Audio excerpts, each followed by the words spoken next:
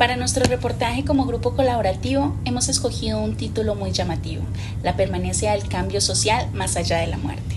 El caso de Yolanda Cerón.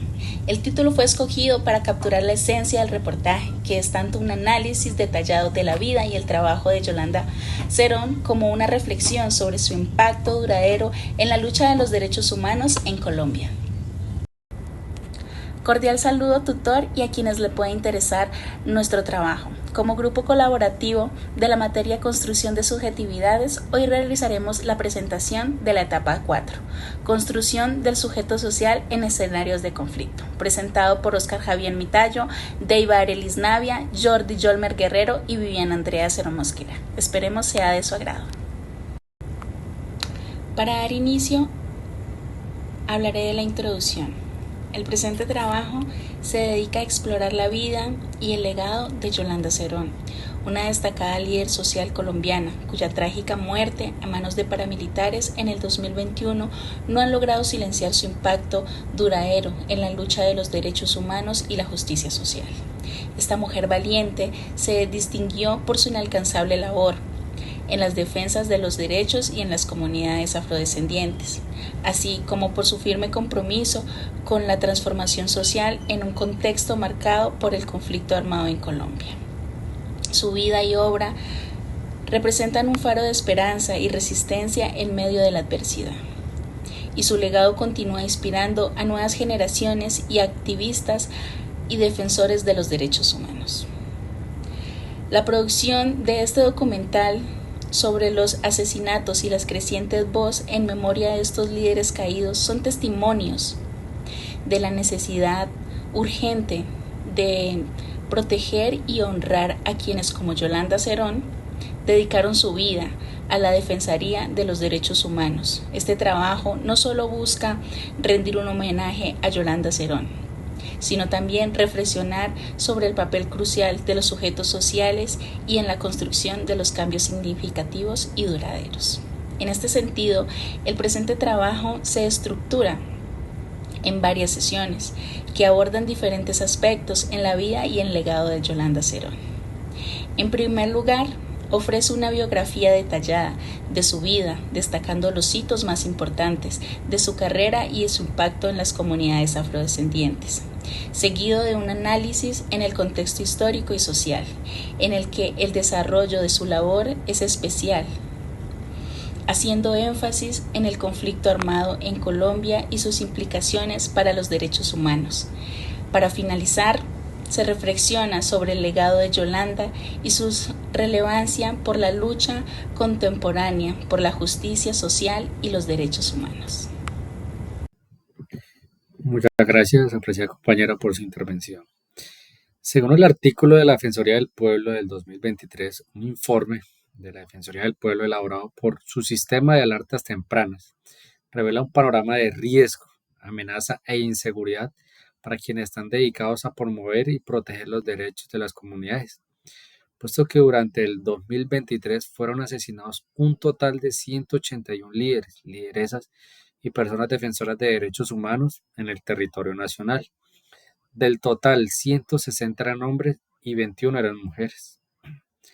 Es una situación inaceptable que cada 2 días del año anterior en promedio fuera asesinado un líder social o un defensor de derechos humanos en Colombia. Cada vida perdida es una tragedia para sus familias, para las comunidades y para la defensa de los derechos fundamentales en el país. Esto asegura el defensor del pueblo.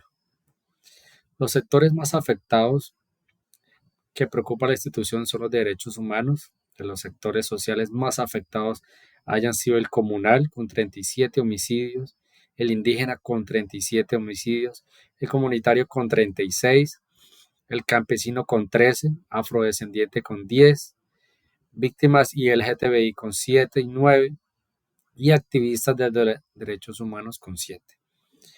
En los últimos 8 años, cerca de 1.300 líderes ultimados.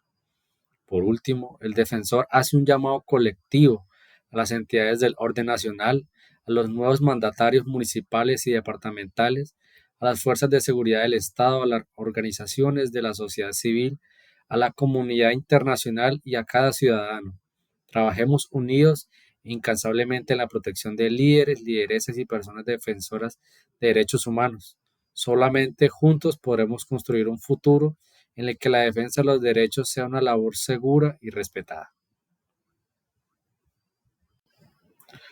Continuando con el artículo del Tiempo 2021, relaciona que entre el 1 de enero y el 30 de junio de 2021 se documentaron 84 homicidios, uno cada 51 horas, de miembros de estas poblaciones en el país. Según el último informe de la Comisión Colombiana de Juristas, organización que desde 1988 le ha puesto la lupa a la situación de derechos humanos y la administración de justicia en el país, se pregunta, ¿por qué los matan? Lo que uno puede ver es que la dimensión de los asesinatos está dividida en varios sectores.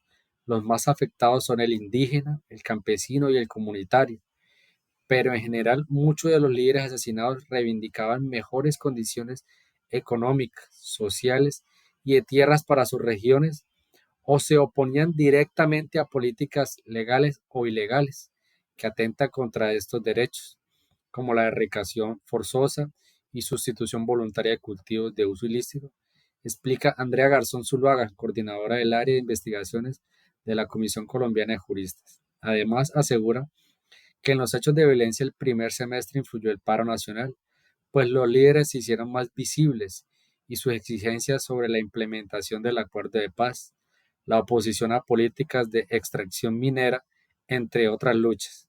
En el marco de las protestas fueron asesinados 5 líderes, según este informe. Asimismo, de acuerdo con el estudio, los 84 asesinatos de líderes y defensores se localizaron en 23 de los 32 departamentos del país durante el primer semestre del año. Los más afectados fueron Antioquia, con 15 casos, Valle del Cauca con 12, Cauca y Nariño con 10 homicidios cada uno, Chocó con 5 casos y Cesar y Huila y Putumayo con 4 casos cada uno. Estas regiones aparecen focalizadas en las 11 alertas tempranas emitidas por la Defensoría del Pueblo durante los 6 primeros meses del 2021, que ponen de relieve varios elementos que pueden explicar la violencia contra los líderes y defensores. Entre estos, que en dichos departamentos persisten disputas entre grupos ilegales por el control del territorio, el señalamiento y la estigmatización de los ejercicios reivindicatorios de derechos realizados por comunidades rurales, organizaciones y sus líderes. Bueno, según el documental del periódico El Espectador 2018, el cual se titula Nos están matando, un documental sobre el asesinato de líderes sociales. 2 cineastas extranjeros y un productor colombiano acompañaron por más de un año a 2 líderes sociales del norte del Cauca, amenazados de muerte. El objetivo era ponerle rostro al fenómeno que afecta al país con más intensidad desde que se firmó el acuerdo de paz entre el gobierno y las FARC. Ya han muerto más de 200 líderes, advierte este audiovisual. Es un documental que pone al desnudo la vida cotidiana de un defensor de derechos humanos en Colombia. En este caso, las historias del líder indígena Feliciano Valencia y la líder afrodescendiente Héctor Marino Carabalí, las dos cargadas de resistencia y peligro. De los lentes de estos cineastas recorrieron las planicies del norte del Cauca, las tierras anegadas de cultivos de caña y de indígenas y negros que siguen reclamando esos territorios como suyos, enfrentándose con los empresarios azucareros. Luego, treparon a la cordillera central, a las montañas de Corinto, para registrar el funeral del líder indígena Eder Cuetia Conda, la trágica y cruda escena con la que se inicia este documental. La Corte Constitucional. Desde la Corte Constitucional se pronunció sobre la época de protección de la vida de líderes sociales en Colombia. De acuerdo con el Alto Tribunal, el Estado fracasó en sus acciones para el cuidado de los defensores de derechos humanos.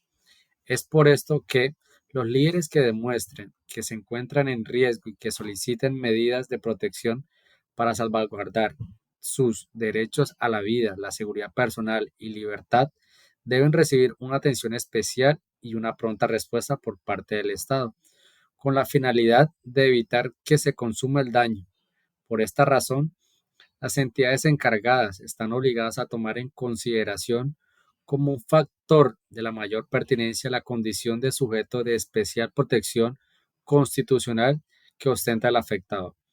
Por otro lado, el Alto Tribunal recordó en la Constitución de 1991 está consignado que los líderes y defensores de derechos humanos ocupan un lugar primordial al ejercer una labor que permite identificar y denunciar violaciones a los derechos, por lo que están en capacidad de contribuir a la elaboración de políticas públicas que aseguren el cumplimiento de las obligaciones del Estado.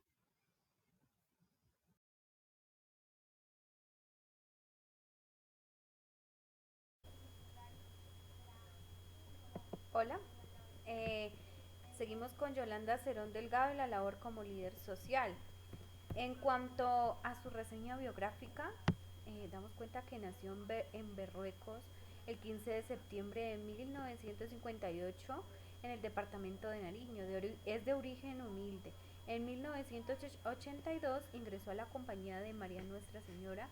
Estudió Ciencias de la Educación y Religión en la Universidad Mariana de Pasto en 1992. Así continuamos con Yolanda Cerón. Se dedicó desde mediados de los siglos 80 a trabajar con las comunidades afro de Nariño, enseñando en la escuela de Salahonda, municipio de San Francisco de Pizarro. Conoció a la realidad afro y luchó en contra de la pobreza y la falta de tierras, logrando la titulación de 550.000 hectáreas de tierras baldías. Como Yolanda Cerón trabajó en la pastoral social de Tumaco, acompañando a los afrodescendientes en sus consejos comunitarios, ayudando a organizarlos y a fortalecerlos. Promovió en estas comunidades la comprensión y defensa de sus derechos e incentivó el arraigo por la cultura, la organización comunitaria y la defensa de cada uno de sus territorios.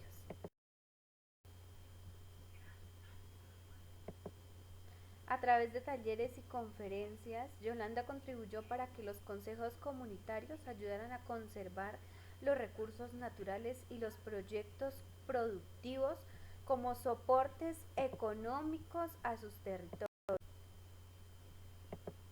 También Yolanda Cerón fue quien denunció enérgicamente los abusos y las violaciones de derechos humanos cometidos contra la población de Tumaco por parte de agentes del Estado y las fuerzas paramilitares.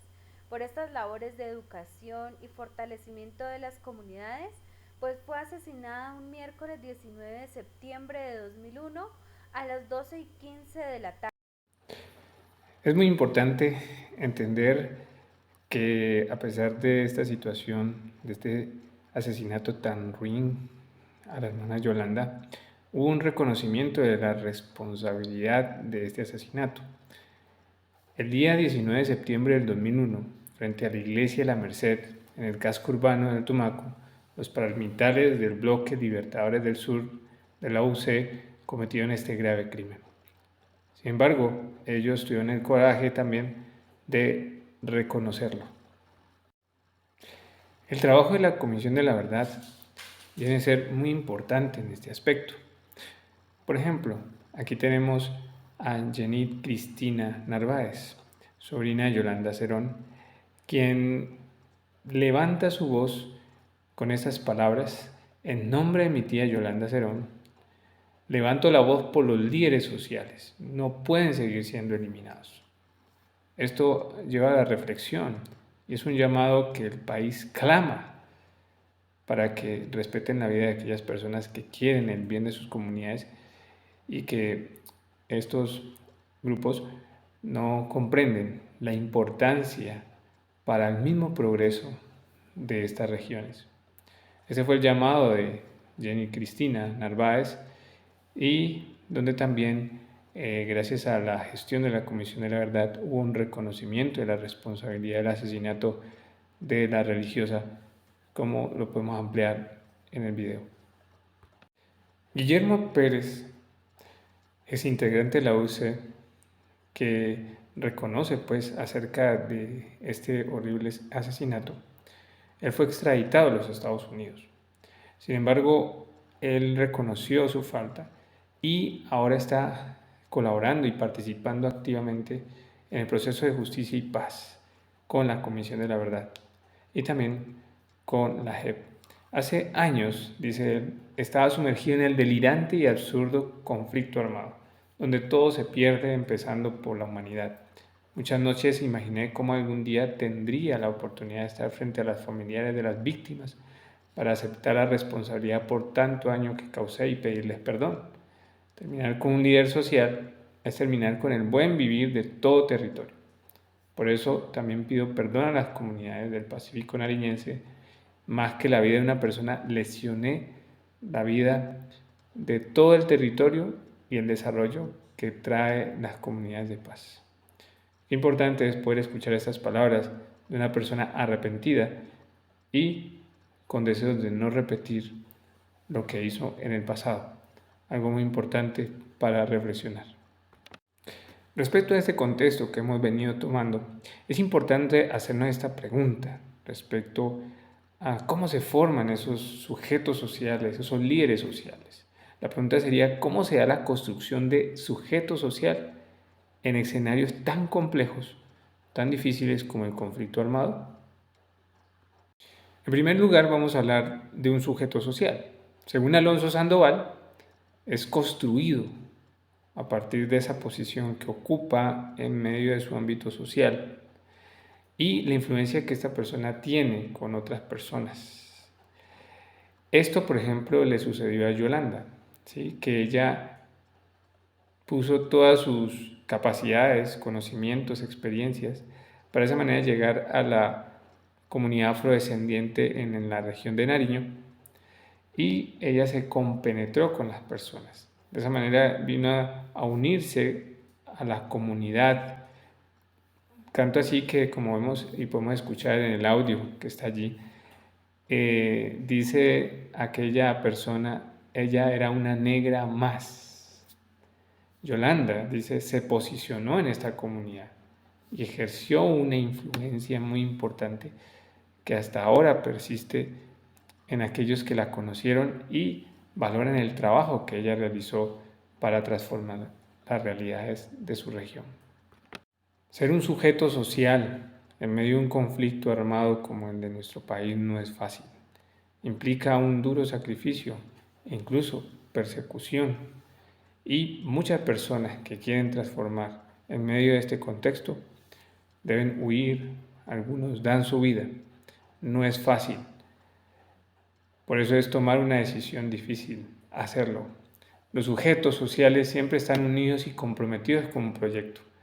Buscan la potenciación, promover que su comunidad sea activa. Ellos mismos son activos, movilizan iniciativas. O sea, lo llevan en la sangre.